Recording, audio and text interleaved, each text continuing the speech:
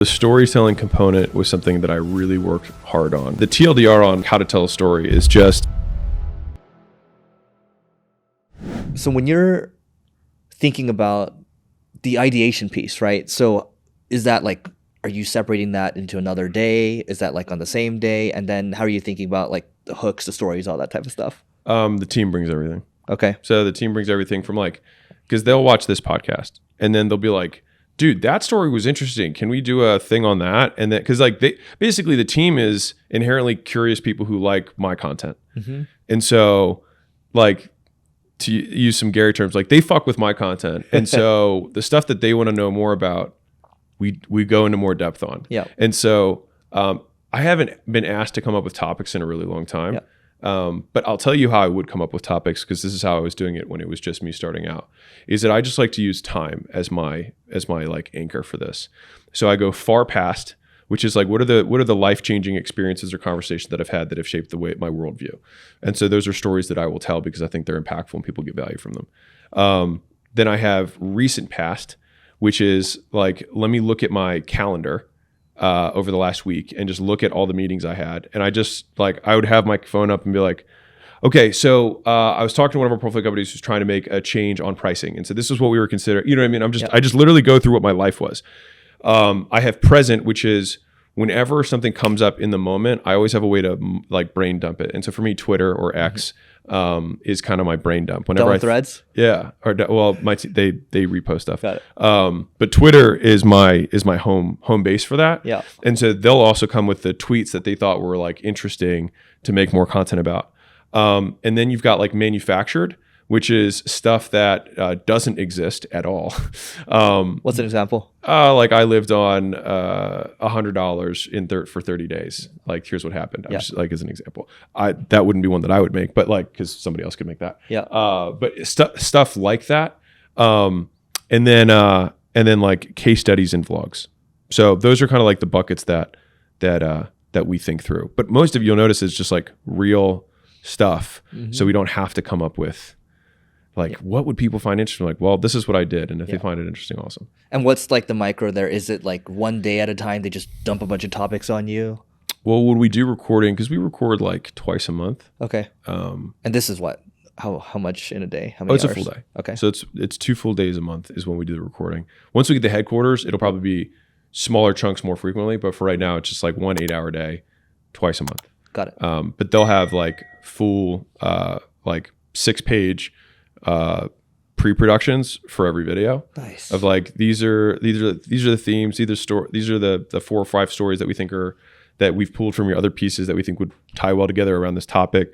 I talked to the team to get stats on some of these companies for this case study. So like the media team now will talk to our subject matter experts at Holdco to get like, hey, what was new this week? Did you guys do any implementations or whatever? And then they'll take that and then repackage it, and then that'll become content.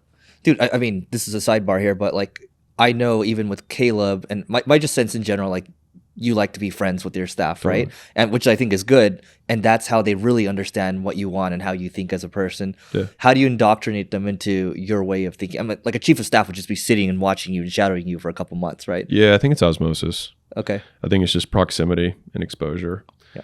And that's why I'm so excited for the headquarters. It's funny because as a previously remote before it was cool, you know, that's how we scaled gym launch. Everything we had was remote, and this will be, since my brick and mortar chain, this will be the first in-person stuff I've done.